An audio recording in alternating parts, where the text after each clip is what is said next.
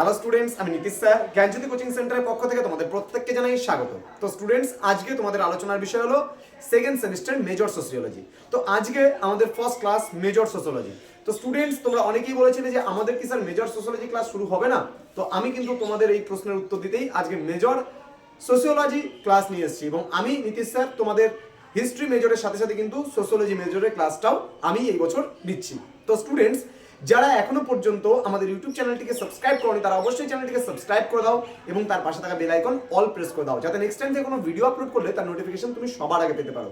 এছাড়া আমাদের কাছে যদি তোমরা সেকেন্ড সেমিস্টারে অনলাইনে যদি পড়তে চাও তাহলে অবশ্যই যোগাযোগ করো 7076398606 নাম্বারে অথবা 6295916282 নাম্বারে। তোমাদের টোটাল কোর্স ফি রয়েছে মাত্র 999 rupees. Major, minor, MDC, BSc সমস্ত কিছু মিলে কিন্তু তোমাদের শুধুমাত্র কোর্স ফি 999 রুপিস। তো দেরি কিসের? আজই জয়েন হও আমাদের জ্ঞানজ্যোতি কোচিং সেন্টারে। তোমরা যদি পড়তে চাও অনলাইনে সমস্ত নোটস পত্র পেয়ে যাচ্ছ, যাবতীয় সাজেশনস পাচ্ছ, সবকিছু নিয়েই কিন্তু আমাদের কোর্স ফিটা মাত্র 999 রুপিস। তো আজকে আমাদের আলোচনার বিষয়টি শুরু করার পূর্বে তোমাদেরকে বলবো ভিডিওটি অবশ্যই বন্ধুদের সঙ্গে শেয়ার করে দাও যাদের মেজর সোসিওলজি আছে। কেমন? চলো শুরু করছি ক্লাসটি। আজকে পড়াবো যৌথ পরিবার বলতে কি বোঝো, যৌথ পরিবার ব্যবস্থার সুবিধা এবং অসুবিধাগুলো কি কি রয়েছে সেগুলো নিয়ে আলোচনা। দেখো, আমাদের পরীক্ষার খাতায় লেখার আগেও সব থেকে বেশি প্রয়োজন হলো বোঝা। কারণ আমরা যদি পরীক্ষার হলে গিয়ে বুঝতে না পারি বিষয়টা, তাহলে কিন্তু আমরা পরীক্ষার হলে খাতায় কিন্তু লিখতেও পারবো না। সুতরাং প্রতিটা বিষয় খুব সুন্দরভাবে বোঝাও কিন্তু আমাদের অতি প্রয়োজন। কারণ যদি বিষয়টা আমাদের মাথায় থাকে তাহলে খাতায় আসবে, যদি মাথায় না থাকে তাহলে কিন্তু খাতাতেও তুমি কিন্তু লিখতে পারবে না। তো আজকে আমরা পড়বো যৌথ পরিবার কাকে বলে। যৌথ পরিবারকে ইংলিশ বলা হয় জয়েন্ট ফ্যামিলি, বা বলতে পারে হোয়াট ইজ জয়েন্ট ফ্যামিলি, বা যৌথ পরিবার বলতে কি বোঝো। দেখো, যৌথ পরিবার কাকে বলে আমরা প্রত্যেকেই জানি। জয়েন্ট ফ্যামিলি কাকে বলে? যেখানে স্বামী স্ত্রী, যেখানে ভাই বোন, যেখানে দাদা বৌদি, তারপরে আমরা বলতে পারো ঠাকুমা ঠাকুরদা, ঠিক আছে, দাদু দিদিমা, মানে প্রত্যেকটা ফ্যামিলির যে সদস্য, পরিবারে যতজন সদস্য আছে একটা পরিবারে, সমস্ত সদস্যরা যদি একই ছাদের নিচে বসবাস করে তাহলে কিন্তু তাদেরকে আমরা বলি, সেই পরিবারভুক্ত সদস্যদের আমরা বলি যৌথ পরিবারভুক্ত সদস্য। তাহলে যৌথ পরিবার কাকে বলে? যেই পরিবারে স্বামী স্ত্রী, সন্তান সন্ততি, শ্বশুর শাশুড়ি, দেওর ননদ, ভাসুর সমস্ত মিলে, প্রত্যেকে মিলে একটা ফ্যামিলিতে যত রকমের সম্পর্ক হয় সবাই মিলে একই ছাদের নিচে থাকলে পরে সেই পরিবারকে আমরা বলছি যৌথ পরিবার। তাহলে যৌথ পরিবারে একই ছাদের তলে কারা কারা বসতি স্থাপন করছে? তোমার পরিবারে যে সমস্ত সদস্যরা রয়েছে সেই প্রত্যেকটা সদস্যই কিন্তু একটা ছাদের নিচে বসবাস করছে। এইবার অনেকগুলো একক পরিবার নিয়ে কিন্তু গঠিত হয় যৌথ পরিবার। আবারও বলছি, আমি যে পরিবার ব্যবস্থা তোমাদের ফ্যামিলি বলে যে সিলেবাসে যে পোর্শনটা রয়েছে, সেই ফ্যামিলি থেকে আমি একটা টপিক আজকে পড়াচ্ছি, শুধুমাত্র যৌথ পরিবার বা জয়েন্ট ফ্যামিলি। তোমরা যারা মেজর সোসিওলজিতে আছো তাদের কিন্তু প্রশ্নপত্র ইংরেজিতে করা হয়। সুতরাং তোমাদের কিন্তু এই সোসিওলজি যারা মেজরে পড়ছো তাদের জন্য কিন্তু এই বাংলা টার্মগুলো জানার সাথে সাথে তোমাদের ইংলিশ টার্মগুলো জানাটাও কিন্তু অতি গুরুত্বপূর্ণ। তার কারণ ইংলিশ টার্মগুলো যদি না জানো তাহলে পরীক্ষায় প্রশ্ন বুঝতে পারবে না, প্রশ্ন বুঝতে না পারলে তো উত্তর লেখার কোনো প্রশ্নই ওঠে না। সুতরাং জয়েন্ট ফ্যামিলি বলতে কি বোঝাচ্ছে বললাম? জয়েন্ট ফ্যামিলি বলতে বোঝাচ্ছে যৌথ পরিবার, অর্থাৎ অনেকগুলো একক পরিবার নিয়ে গড়ে ওঠে যৌথ পরিবার। সাপোজ মনে করো আমার বাবা মনে করো 5 সন্তান বা 5টা ছেলে, সাপোজ মনে করো। তাহলে সেই 5 সন্তান বা 5টা ছেলে তারা আলাদা আলাদা না থেকে তারা যদি একই পরিবারভুক্ত বা একই ছাদের নিচে বসতি স্থাপন করে, তাহলে আমার এই যে পরিবারটা বা আমার বাবার যে পরিবারটা আছে তাকে আমরা যৌথ পরিবার বলতে পারি। যেমন মনে করো আমি আছি, মনে করো সাপোজ আমি মাঝখানে, আমার 2 ভাই আছে, আমার 2 দাদা আছে, আমার 2 দাদা আছে, 2 দাদার বউ আছে, বৌদি আছে, তাদের ছেলেপেলেরা আছে, আবার আমার 2 ভাই আছে, ভাইয়ের বউরা আছে, আবার তাদের ছেলেপেলেরা আছে, আমার বাবা মা আছে। মনে করো এই যে সকলে মিলে, আমার দাদু ঠাকুমা আছে, এবার সকলে মিলে যদি একটা পরিবারে আমরা থাকছি তাহলে তাকে বলছে যৌথ পরিবার। এবার এই যৌথ পরিবারের মধ্যে দেখো কতগুলো একক পরিবার আছে। কেমন একক পরিবার? যেমন আমি, আমার ওয়াইফ মানে আমার স্ত্রী এবং আমার সন্তান সন্ততি মিলে একটা একক পরিবার। এবার যদি আমি সেপারেট হয়ে যাই তাহলে ওটা হলো একটা আলাদা একক পরিবার হয়ে গেল। এবার আমার 2 ভাই আছে, 2 ভাইয়েরও একক একটা দুটো পরিবার হয়ে গেল। আবার আমার 2 দাদা আছে, তাহলে তাদেরও একটা পরিবার হয়ে গেল। তাহলে এই যে দেখো 5টা পরিবার নিয়ে গড়ে উঠলো, 5টা একক পরিবার নিয়ে গড়ে উঠলো কিন্তু একটা যৌথ পরিবার। তাহলে আশা করি তোমাদের আজকের পরে যৌথ পরিবার নিয়ে আর কোনো সমস্যা হবে না। অন্ততপক্ষে যৌথ পরিবার কাকে বলে এই নিয়ে কিন্তু তোমাদের কোনো সমস্যা হওয়ার কথাও নয়। তোমরা যৌথ পরিবার আশা করি স্পষ্টভাবে বুঝে গেছো। এখন আমি যে বিষয়টা তোমাদের বলবো, যৌথ পরিবারের কিছু সুবিধা এবং যৌথ পরিবারের কিছু অসুবিধা। দেখো যৌথ পরিবারের সুবিধাগুলো কি কি? যৌথ পরিবারের সুবিধাগুলো হলো সমস্যায় একে অপরকে সাহায্য করতে পারে। কেমন ভাবে?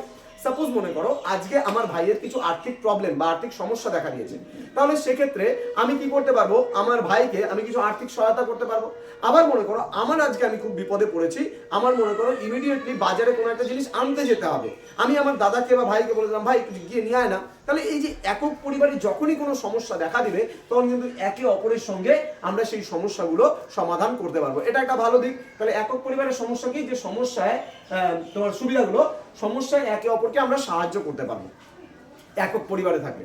সাপোজ মনে করো এখন এই মুহূর্তে সাপোজ মনে করো আমার বাবা আছে, আমার বাবার মনে করো একটা অসুখ হয়েছে, সেই অসুখের অপারেশন করার জন্য সাপোজ মনে করো 50,000 টাকার দরকার। তাহলে আমরা 5 ভাই আছি, আমরা 5 ভাই যদি 10,000 করে যদি আমরা দেই, তাহলে এই সমস্যাটার অতি সহজে মোকাবিলা হয়ে যাচ্ছে। তাহলে এই হচ্ছে যৌথ পরিবারের একটা কিন্তু সুবিধা। বোঝা গেল? তাহলে যৌথ পরিবারের আরো সুবিধা রয়েছে, সন্তানরা সুশিক্ষায় শিক্ষিত হয়। কেমন করে সন্তানরা সুশিক্ষায় শিক্ষিত হয়? দেখো একই পরিবারে 5 ভাই আমরা আছি সাপোজ মনে করো, তাহলে সেই 5 ভাইয়েরা কি করছে, আমাদের যে সন্তান সন্ততিরা হচ্ছে তারা কি দেখছে, যে হ্যাঁ বাবা কাকা জ্যাঠা সমস্ত সবাই একসাথে একই ছাদের নিচে বসবাস করে, সুতরাং খুব ভালো, তাহলে তারা বিহেভিয়ারটা খুব ভালো শিখবে, তাই না? তাহলে ওই জন্য বলছি যে একক পরিবারের সন্তানরা কিন্তু সুশিক্ষায় শিক্ষিত হয়। দেন আমরা বলছি সমস্যা সমাধানও কিন্তু আমরা একসঙ্গে করতে পারি, একে অপরের সমস্যা যেমন শেয়ার করতে পারি, একইভাবে কিন্তু আমরা সমস্যাগুলোর যে সমাধান, সেই সমাধান কিন্তু আমরা একসঙ্গে কিন্তু সবাই মিলে করতে পারবো। বোঝা গেল? যদি যে কোনো সমস্যা হোক, যে কোনো সমস্যা দেখা দেখ না কেন একটা পরিবারে, আমরা কিন্তু সাপোজ মনে করো আমার ভাইয়ের বিয়ে, ভাইয়ের মনে করো ছেলের বিয়ে বা ভাইয়ের মেয়ের বিয়ে, সেক্ষেত্রে আমাদের অর্থের প্রয়োজন পড়ছে, তাহলে সমস্ত ভাইরা দিয়ে তাকে সাহায্য করতে পারবে। তাহলে এই ধরনের সমস্যার সমাধান কিন্তু আমরা একসঙ্গে 5 ভাই মিলে বসে, বাবার সাথে বসে আমরা কিন্তু করতে পারবো। বোঝা গেল ব্যাপারটা? এইবার আমাদের যৌথ পরিবারে কিছু অসুবিধাও রয়েছে, কিন্তু যৌথ পরিবারে কোনো না কোনো বিষয় নিয়ে ঝগড়া লেগেই থাকে। যেমন কেমন বলছি, যে সমস্ত যৌথ পরিবারগুলো একসঙ্গে থাকতে পারছে না, কোনো না কোনো বিষয় নিয়ে কারোর মধ্যে হিংসা দেখা দিচ্ছে, তাহলে সেই সমস্ত পরিবারগুলোতে দেখবা যে ঝগড়া লেগে থাকে যৌথ পরিবার। তাহলে এই ঝগড়ার জন্য মানুষ কিন্তু যৌথ পরিবারে একসঙ্গে থাকতে চায় না, অনেকে তারা চায় সেপারেশন বা সেপারেট থাকতে বা আলাদা থাকতে। তাহলে এই যৌথ পরিবারে এটা একটা অসুবিধা, যে ঝগড়া দ্বন্দ্ব লেগে থাকে, অনেকের মতের মিল হয় না। আমি বলছি এই জিনিসটা হবে না, সাপোজ মনে করো আমরা একটা বাড়ি বানাবো, সাপোজ আমরা 5 ভাই আছি, এবার মনে করো আমার পছন্দ যে আমি একটা সামনে থেকে ব্যালকনি করবো, এবার আমার ভাই মনে করো বলছে সাপোজ এখানে না কোনো রকম ব্যালকনি হবে না, এখানে একদম বাড়ির শোটা এখানে বিগড়ে যাবে, এটা হবে না, এটা এরকম ডিজাইন করতে হবে। আমার আবার বড় ভাই কি বলছে যে এটা এইভাবে না, এটা এইভাবে করলে ভালো হবে। তো এই যে মতানৈক্য, অর্থাৎ কারো মতের সঙ্গে কারো মত মিলছে না বাড়িতে, তাহলে এতে কি হবে, এতে ঝগড়ার সৃষ্টি হবে। তাহলে এটা কিন্তু একটা যৌথ পরিবারের অসুবিধার মধ্যে পড়ছে। নেক্সট আমরা বলতে পারি সম্পদ বন্টন। এবার সম্পদ বন্টন নিয়ে মনে করো আমার সাপোজ মনে করো বাবার হচ্ছে 5 বিঘা জমি আছে, 5 বিঘা জমি আছে।